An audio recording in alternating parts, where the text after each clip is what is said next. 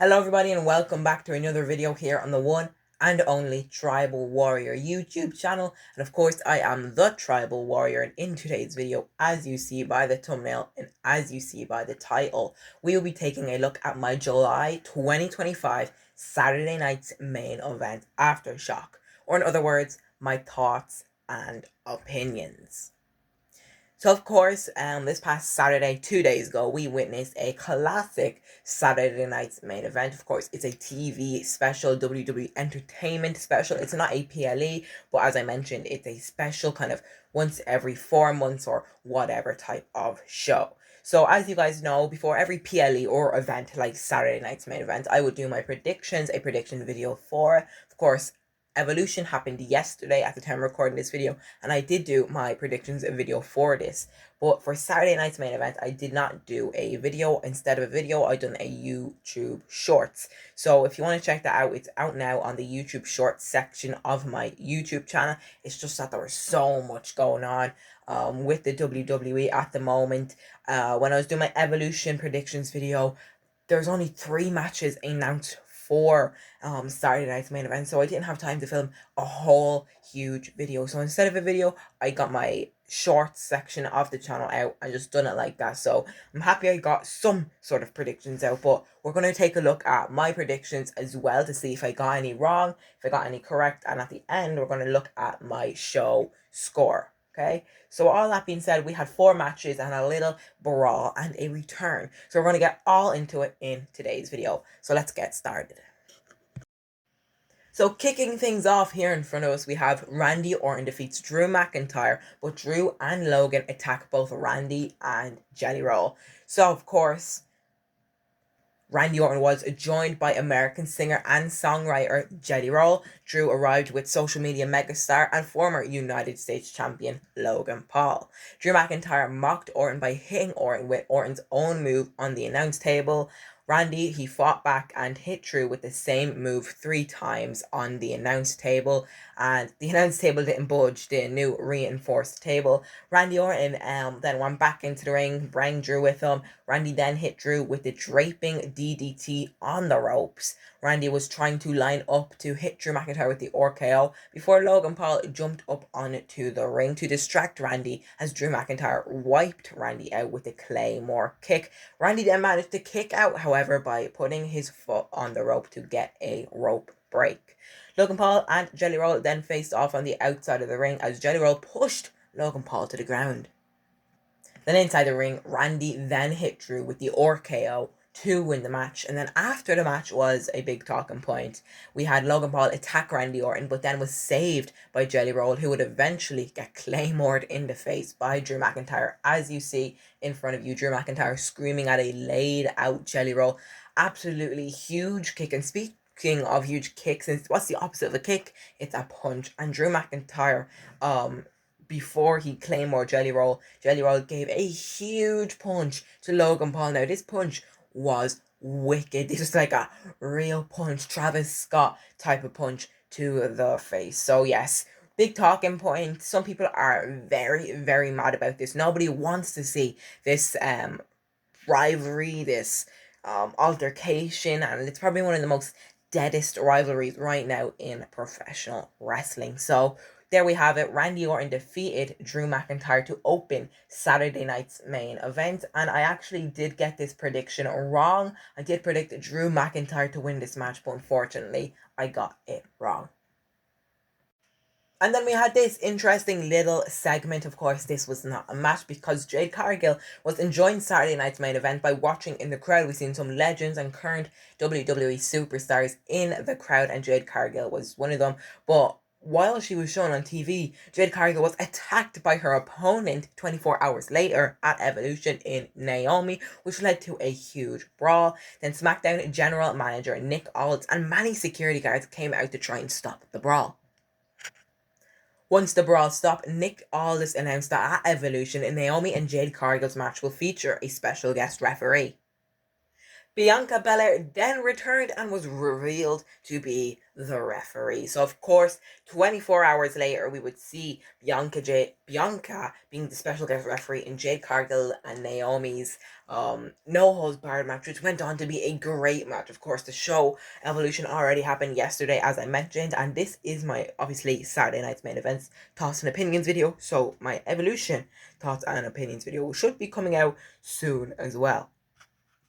So yeah, of course, that's a big, huge talking point. However, I do not know if Bianca is actually medically cleared, because in the match that she was refereeing, her fingers were still taped up. Of course, she broke her fingers back at WrestleMania, I think it was, and we haven't seen her in proper action since then.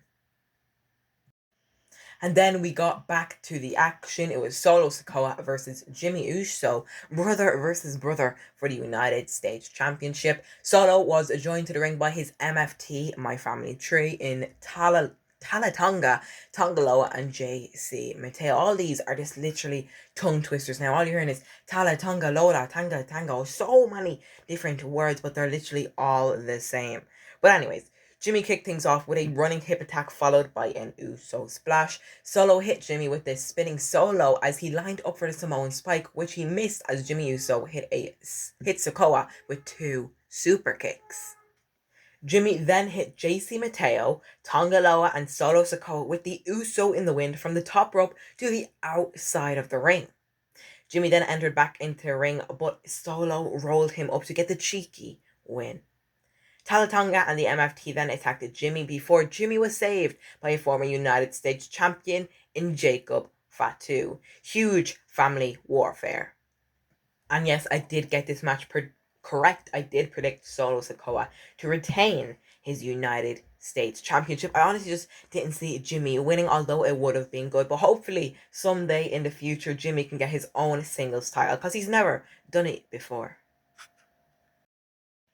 Then we had this one-on-one match. Everybody thought it was going to be exciting, which it was. It was a good match until the end, where something very unfortunate happened that most of us do know about now. But let me just get into it here, because LA Knight and Seth Rollins did start things off by trading blows. Rollins was then launched to the outside of the ring, where LA Knight would dive from inside the ring to take out Rollins. Knight then bounced Rollins' head off the announce table several times before bringing him back into the ring. Rollins then hit Knight with a huge frog splash as Knight kicked out at the count of 2. The two once again traded blows before Knight hit Seth with a neck breaker and a DDT. And then unfortunately, Rollins then landed awkwardly on his knee, which then was revealed to be a real life injury. Now, of course, as the time we're making this video, it is Monday, and I'm pretty sure literally around this time or at some point today that Rollins is getting an MRI. So hopefully Rollins will be back sooner than later. But as Rollins got up, Knight quickly hit the BFT to take the win and win this unfortunate match. And indeed, yes, that's my second prediction correct, because I did predict LA Knight to win the match. I didn't think he was going to win it clean, because I thought Roman Reigns was going to return, but no really big returns over the weekend. So just a simple, normal win for LA Knight. Of course, best wishes to Seth Rollins at this unfortunate time in his career. Hopefully, we'll hear an update from Paul Heyman or Braun Breaker or Bronson Reed, something tonight on Monday Night Raw. And then before the main event, we had this match made official. Backstage, we saw Randy Orton and Jelly Roll talking. Randy said that at SummerSlam, he'd love to team up with Jelly Roll to take on Logan Paul and Drew McIntyre. Jelly Roll agreed, and the match was made official. So, of course, if you are on social media, YouTube, mainly Twitter or X, whatever you want to call it, there is a lot of hate about not just this match, but this rivalry as a whole, Jelly Roll and being in WWE. But look, a lot of people are definitely more mad than I am, but in my opinion, I don't know. The only thing I hate about this match is Drew McIntyre and Randy Orton. These two legends. Drew McIntyre was practically the superstar of the year last year, and Randy Orton, don't get me started on Randy. He's a literal legend. He's a future Hall of Famer. He could go into the Hall of Fame as soon as next year. I just don't see them teaming up with Jelly Roll. But look, Jelly Roll, he is training. Just look at him. He lost a lot of amount of weight. I've heard from Triple H on that press conference about Evolution, that he's been working really hard. He's been going to the Performance Center, and fair play to him. I'm excited for that, and I'm excited for this match, to be honest. It's just that, are we really doing this? Are we really putting Randy Orton in this situation? I don't know. Triple H said that Randy Orton's excited about this. I just want to hear Randy Orton's real life opinions. Is he really happy about teaming up with singer-songwriter Jelly Roll? Let me know your thoughts, guys. Are you excited for Jelly Roll to be wrestling in WWE, as he'll be making his debut either August 2nd or 3rd?